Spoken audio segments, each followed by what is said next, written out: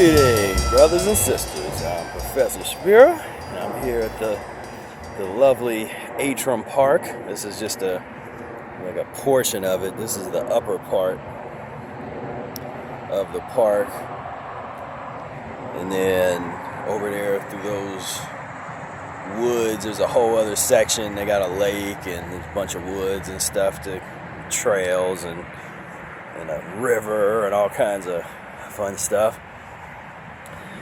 And just thought I'd do a quick video. One topic that I've wanted to talk about for a while is the importance of, which is and something that's really a Mucusless Diet value, or a Mucusless Diet virtue, is patience. Mucusless Diet Healing System will teach you all about patience, unlike anything else. You really have to learn how to sometimes just let go with the flow, and not be so intense on trying to rush. Like, oh, I gotta get here. I gotta rush, where you're putting all this pressure on yourself to get to some kind of lofty goal. Again, what you have in your head of this vision, like, okay, I got to get there. And everybody always wants to get to the highest level right now, today. When, for me, the most important part and the most enjoyable part of the Mucusless Diet Healing System is the process. I mean, that's what this thing is about, the process, not the destination. People are so fixated and obsessed with the destination. It's like, oh, well, what's the end game? What's the end result? I mean, I could tell you what the vision that I have, but it changes as I develop, as I experience more life, as I gain more wisdom. What the vision that I have for myself in 10, 20, 30, 50 years is different than 2 years ago. It's different than 5 years ago. It changes, constantly changes. You have to be patient enough to watch the change. Watch your consciousness totally transform. I mean, it's fun if you're not so intense and intent on being at the finish line yesterday. I mean, the way some people act is like they're supposed to already be there. You know, act like once you've read the book, or once you've been exposed to some of these lofty ideals, you're supposed to already just be able to imagine yourself there, or that you can work real hard for a couple days or a couple months or a couple years, and that you can get there. To me, that entire way of thinking is not only problematic, but I think it's wrong. It can hold you back in the long run, because, and we don't have to go any further than, what are these stories that we learned when we were growing up? You know, the tortoise and the hare. I mean, we got to learn from this. Is the classic virtues that are being given to us when, even in a mucus and pus society, there's still some of these old truths that find their way through. And tortoise and the hare, I mean, that's real. That's real. This is not for the swift and the, like, we got to get there, we got to go. Because what I've seen with people that have that kind of attitude, they're here today and gone tomorrow. So there'll be people that you think are so advanced, and oh wow, they're doing these long fasts, or oh well, they didn't transition that long. They were able to do, this fast, or they went raw right away, or they were raw for 5 years, or such and such and such, and then all of a sudden they're gone. I'm like, well, where does such and such go? Oh, I saw them on the paleo diet thing, talking mess about plant-based diets. I'm like, oh, what happened? They were the most rigorous promoters of the plant-based and the healing lifestyles. And oftentimes, more than it should happen, they become the biggest critics of it. and it happens year after year, decade after decade. Eric talked about it. He pointed it out. Clearly, all the stuff that Eric had to write about that in the Mucusless Diet Healing System book is relevant today, if not more relevant today than it even was 1915, 1920. And, it comes down to patience. It comes down to getting control of your ego. There's that ego piece of you see people doing something, or you hear about people saying that they're doing certain things, and it's like you feel like just you being exposed to it entitles you to be able to experience those experiences without doing the work. And for example, when Brother Eric talks about doing his long-term fasting, it's never framed and it's never suggested or inferred that you or me or anybody else needs to do what he is doing. He is sharing, he talks about, I've done, a 9.5 month fast or whatever he talks about doing. He's sharing his experience just as someone that is just started practicing the Mucusless diet shares their experience. How'd you feel today? What'd you go through today? How was your elimination? He's doing the same thing. It's just 35 years later, it's on the level that it's at, and he's talking about the things he's talking about. But it's not like, well, you have to have his value system and you need to try to do that, and especially not try to do that right away. A video I want to do with Brother Air real soon is where we're talking about his early part of his transition, because he took a while. He wasn't doing a lot of fasting. I mean, I did more fasting earlier in my transition than Brother Air did, from what I understand. I might be wrong about that, but he just wasn't really hardcore about, the fast and all that. He practiced the diet, the transition diet, all of it. And it wasn't like trying to force yourself or trying to push yourself, to be raw, or push yourself to try to be fruit. He did a year of fruit 20 years into the Mucusless diet. So if you practice the Mucusless diet for 20 years, then let's have a conversation about, well, you did we'll do a year on fruit. But again, patience. People don't have that kind of patience. They want it right now. They want to be whatever it is that they see. Like, well, I want to be mucusless right now. I want to be raw right now. I want to eat all fruit right now. I want to be able to fast for 6 months right now, or 2 months, or a week, whatever that's too long. Eric said fast 24 hours to 3 days to get your feet wet. 2 to 3 day fast is part of Eric's diagnostic approach to let you know how filthy you are, or how much work you have to do. If you don't want to use that terminology, some people are sensitive to that. So we'll say, we'll let you know what the kind of work that you need to do. So this is all about patience. And I mean, it's probably one of the things that I've been forced the most into on the diet, to the point where I'm so much more patient now than I was back when I started the diet. I was actually a fairly impatient person. I was impatient with other people.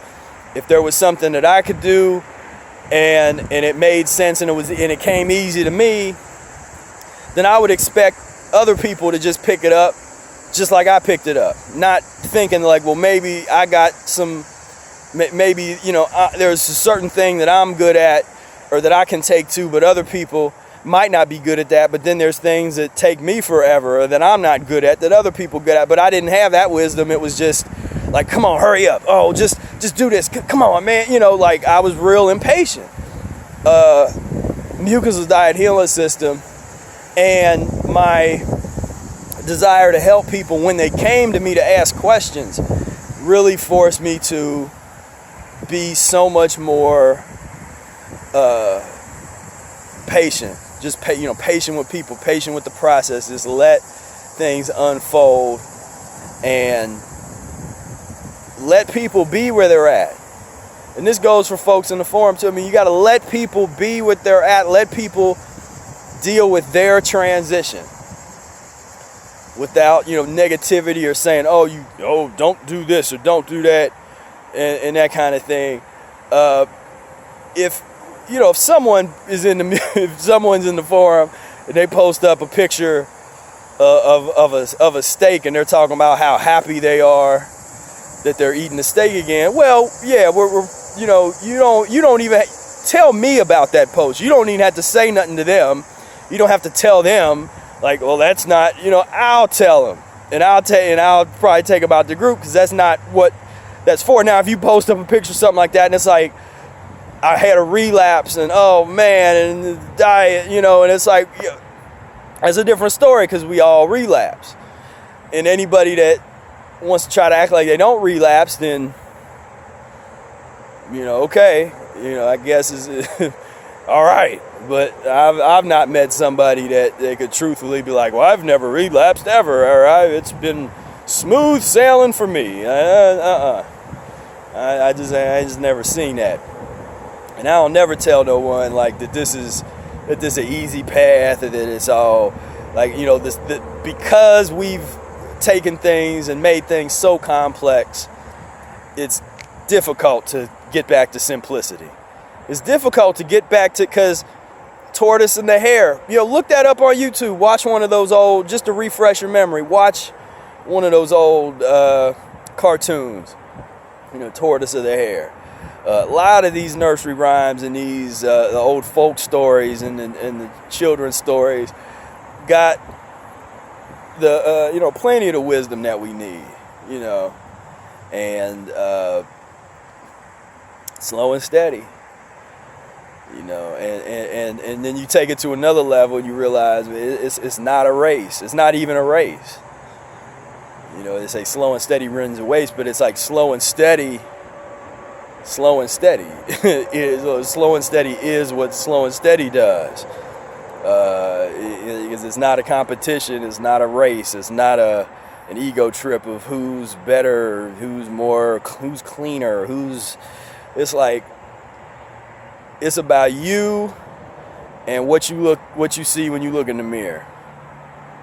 And you gotta love what you see regardless when you look in the mirror. You don't have to settle. So there's a difference between having an unconditional love for yourself and being satisfied.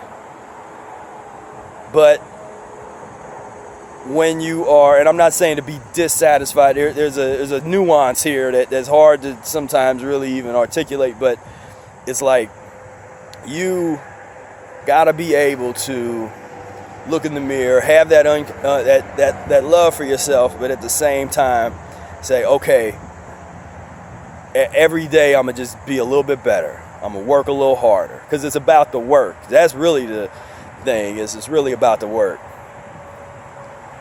And there's different types of work, and with the Mucusless diet, lots of times the work is internal. It's the inner game. Being able to say no to a loved one if they try to offer you a steak, or they try to offer you a burger or pizza, and being able, how can you politely say no, or do you, what's your coping mechanism? Because then you have like some of the real intense vegan type of, where they get mad, you get mad at the people that offer you, no, don't offer me death, like that kind of thing. And I mean, if that's your coping mechanism, then that's your mechanism. Mine was just to be polite. People, and to this day, someone offered me something, no thank you. That's all I say. I don't have to explain, well, I do this diet and I Arnold Ehret and this. I was like, no thank you. Now, what tends to happen is they get on me and they're like, well, what's wrong? I'm just, no thanks. Like believe me, you probably don't want to hear. You don't stop asking me questions, but they can't help themselves. Well, what's, I'm like, well, I do this diet. They're like, oh, what are you, vegan? It's like, well, and then here I go and I'm talking about the Mucusless diet, but I give people that chance. It's like giving people the chance to remain ignorant, just in a sense of, but it's a good thing. It's a good thing when people ask, because then that's showing you that they're not ignorant. They're curious. It's like, what you doing? But I never come at someone that's just like, don't offer me death. Meaning, now I'll throw the word mucus and pus around like it ain't nothing. Now that's my thing. It'd be like, cool, and then if we get into the discussion, it's like, well, I don't eat or drink pus, and I'm getting off of mucus. And it's like, but then that in itself is going to create a whole discussion. But so with the community, we have to have patience with mucus-free community. Is growing and is getting stronger, and we got to wait to see, what are different people going to bring to the table, because we all have different resources, we have different skills, and I'd say this all the time. I mean, it's about the community. It's not about me. It's not about Brother Air. It's not about we're trying to, it's like, man, we need help. Whatever you have, whatever you can, we need help. We're trying to, this is total grassroots type of thing, where we think that people can benefit from this information, and that the world would benefit from raising the consciousness up into, mucusless consciousness. And so we're out here, and so that is what I wanted to talk about. I got a call, and I had to. I'll call them back in a second. But so I am about to go on a fastcation. Now, by the time you get this video, I might be done with it. But right now, I am I'm gearing up. Where for me, it's just about shutting things down. Some people, everybody's different with their vacation type of concept. Some people, vacation is about getting together with family and going someplace else, taking and traveling and that kind of thing. But for me, it's just about unplugging. Unplugging from the social media. Unplugging from the phone as much as possible. Just really going into solitude, getting into some fasting levels. Just from that's me. That's really where I recharge my battery. I get into my music. I just do everything that I can't do when I'm really dealing with society. Dealing with worldly things and public and all that kind of stuff. And it's been a while since I've really done it. It's been a while since I've really shut it down. So I'm gonna do it, and I'm looking forward to a week of being totally unplugged. And some people, that'd be really hard. It'd be hard for them to go a week without social media, or go a week without. I might turn the electricity off to my house. I've done that before in fast. Where I'm like, I turn the electricity off. I don't know what I'm gonna do. I might drive out into the mountains somewhere and camp for some days. I don't know what I'm gonna do, but it's gonna be spontaneous, and it's gonna be based on physiology. Trying to take things to the next level. So I think I will get off of here. I appreciate you tuning in here, and go on ahead, hit the like button for me, hit the subscribe button if you have not done so yet. Share the video with your friends and family if you think if it's valuable enough to do so. If you think a message of patience, if that virtue is something that other people could benefit from, feel free to share. And we just got to work together, really get this word out, and raise the vibration, raise the energy level up to higher levels. is I think that we can do that. We can transform this world together. You know, we can definitely do that. So I thank you so much. And until next time, peace, love, and breath.